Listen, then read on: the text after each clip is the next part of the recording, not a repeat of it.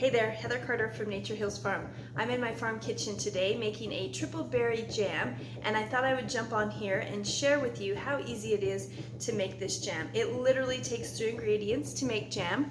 You have your fruit, your sugar, and your pectin for thickening. So here we go. I'm just going to go through it with you. It's pretty quick.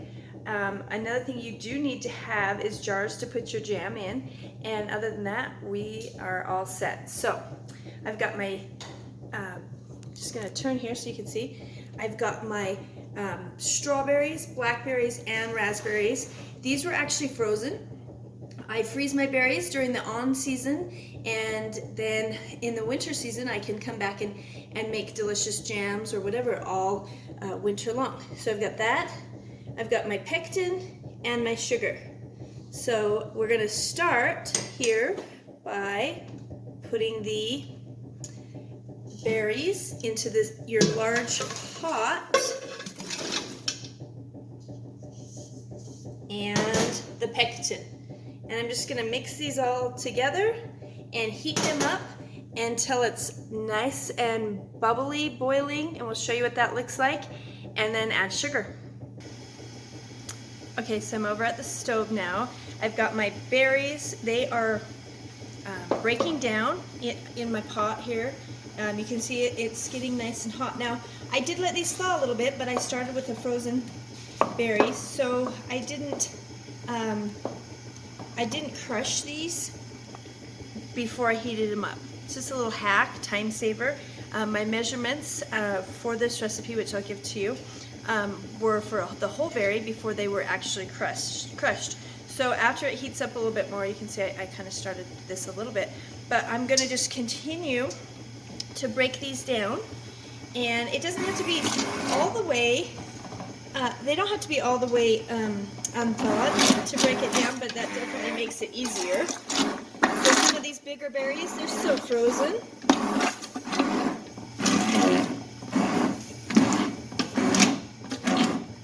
But I'm just getting a nice mix here of the berries broken down, just kind of a smoothie type consistency for this jam. That's the way that I like it. If you want it chunkier, cut your berries into chunkier pieces.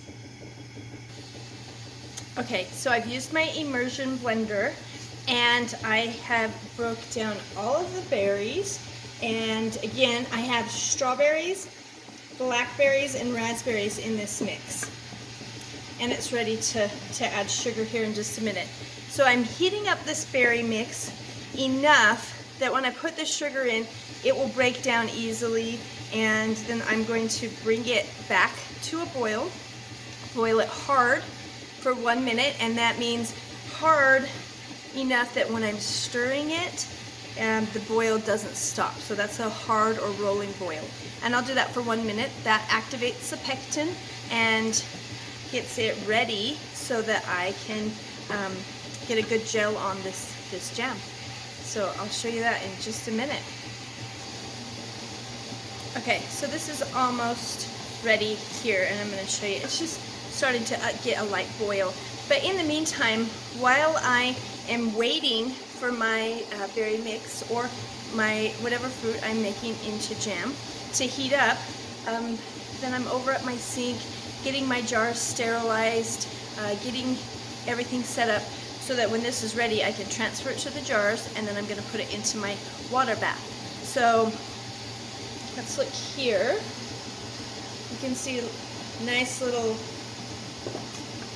bubbles coming here. This is ready to add sugar, and whenever we add sugar to a jam, we add it all at one time. We don't add 1 cup at a time and stir it in.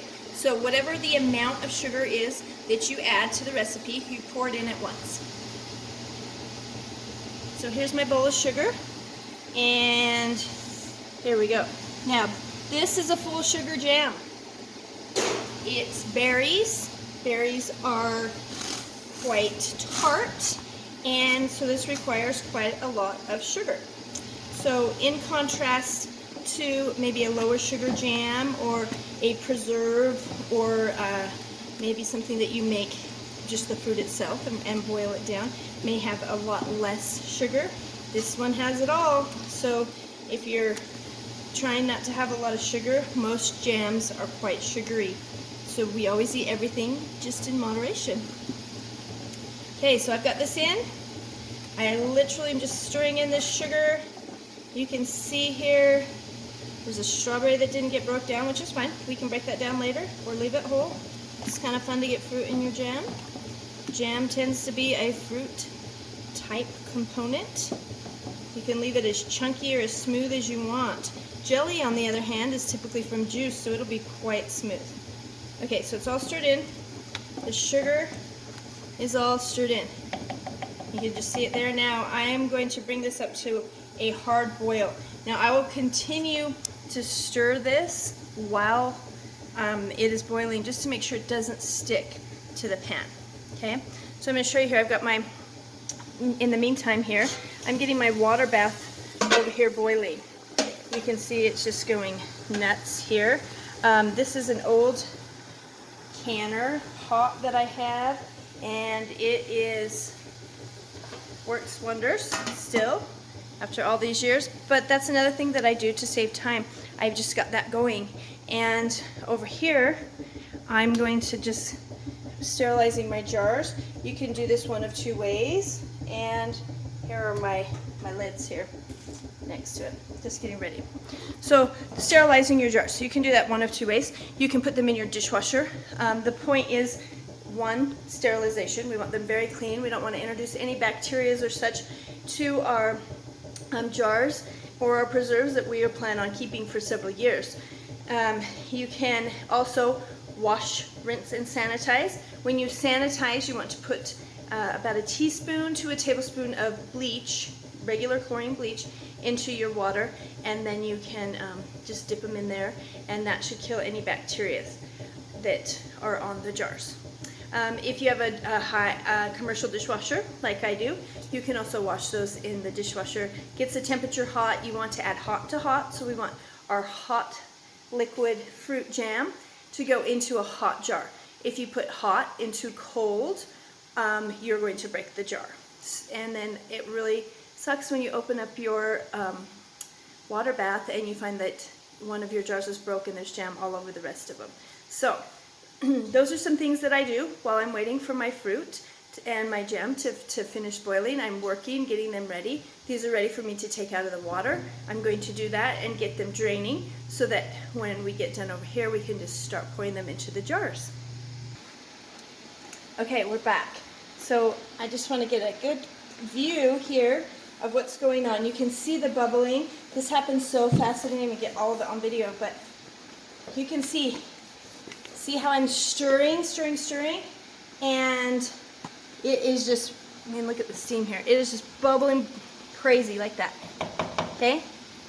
That is why I use a deep pot, so that it can just bubble pretty high. We're going to just do this for 1 minute, and then it's done, and then it's ready for jars. So I'm going to watch this. I'm going to get my jars set out, and I'm going to show you how I bottle them.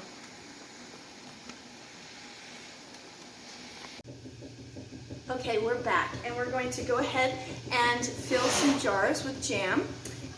I just get my measuring cup here with my jam in it. It's still warm, so you have to be careful. And then I just slowly fill up my jars. Okay, so I'm really careful when I pour it not to get it on the rim. But if you do, just take a paper towel, wipe off the rim, and then you're going to attach your lid and the screw cap just hand tight, and there you go. You have it. After that, I take my 12 jars that are filled, and I put them in my water bath and boil it for 15 minutes, and then you're done. And then you have this amazingly beautiful triple berry jam that's delicious on pancakes. We love it on our flapjacks that we make from our mix. We also make a delicious sourdough bread that these are great on.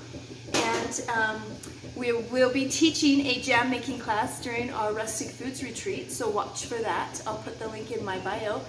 And we hope that you will come. It's going to be similar to what we did today, only it's going to be hands-on. I'm going to talk about all of the tips and the tricks that I've learned over the years of preparing preserves. And also we will be adding some different flavors, herbs and spices and extracts to our jams. And we'll talk about how to change up your fruits and change up your sugars to honey or low sugar. So lots of tips and tricks that you'll learn at our retreat. So if you have any questions, comment below.